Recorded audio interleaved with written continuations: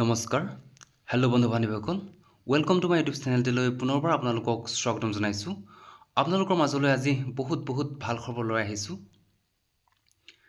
আজি পবিত্ৰ দিনটোত মাননীয় মুখ্যমন্ত্ৰী মহোদয়ে নৱনিযুক্তৰ বনসুৰক্ষা জোৱানসকলৰ পাছিং আউট পেৰেডত আজি ঘোষণা কৰিলে যে পুনৰবাৰ 2025 চনৰ ফেব্ৰুৱাৰী মাহত 600টা FPF কনষ্টেবল যুৱক যুৱতীসকলক নিয়োগ কৰা হ'ব। বহুত ভাল খবৰ।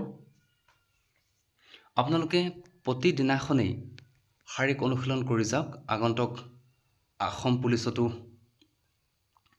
এডমিট দিন ঘোষণা কৰিব, গতিকে এলাহ নকৰি প্ৰতিদিনাখনেই আপোনালোকে শাৰীৰিক অনুশীলন কৰাৰ উপৰিও ভাল কিতাপ পঢ়িবলৈ আৰম্ভ কৰক।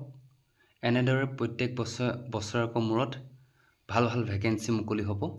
আৰু আজি মাননীয় মুখ্যমন্ত্ৰী মহোদয়ে নৱনিযুক্তৰ বনসুৰক্ষা জোৱানসকলৰ পাছিং আউট পেৰেডত আজি 600টা বনসুৰক্ষা পদৰ কথা ঘোষণা কৰিছে, পুনৰবাৰ মুকলি কৰা হ'ব। গতিকে যদি মোৰ ভিডিঅ'টো চাই ভাল লাগে, লাইক শ্বেয়াৰ আৰু ছাবস্ক্ৰাইব কৰি দিবলৈ নাপাহৰিব। বহুদিনৰ মূৰত আপোনালোকৰ মাজলৈ এনেদৰে ভাল ভিডিঅ' লৈ আহিছোঁ, আৰু আগলৈও যাতে এনেদৰে ভাল ভিডিঅ' পাই যাবলৈ মোৰ চেনেলটো ছাবস্ক্ৰাইব কৰি থ'বলৈ নাপাহৰিব। আহক মোৰ ভিডিঅ'টোৰ মাজলৈ। অসম আৰক্ষীৰ নতুন নিযুক্তি প্ৰক্ৰিয়া আৰম্ভ হৈছে। ৰাতিপুৱা যদি আমি 4টাৰ পৰা 7টা বজালৈ গাঁৱে ভূঞে খেলপথাৰসমূহত ডেকা ল'ৰাসকলক দৌৰি থকা দেখা পাম।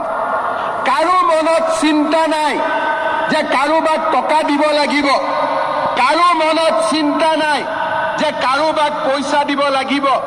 মাত্ৰ ভাল কৰি দৌৰিব লাগিব, ভাল কৰি পৰীক্ষা দিব লাগিব। আমাৰ ভৱিষ্যত আমি নিজে অংকন কৰিম। আমাৰ ভৱিষ্যত টকা পইচাই অংকন নকৰে, আমাৰ ভৱিষ্যত আমি নিজে অংকন কৰিম। তেনে একচাম সাহসী আৰু শক্তিশালী যুৱকে আজি অসম পুলিচত নিযুক্তিৰ বাবে প্ৰযত্ন কৰি আছে। অহা অক্টোবৰ মাহত অসম পুলিচৰ নিযুক্তিৰ প্ৰক্ৰিয়া আৰম্ভ হ'ব, আৰু 10 মে তাৰিখে আমি এই নতুন নিযুক্তিৰ প্ৰক্ৰিয়া আমি সমাপন কৰিম।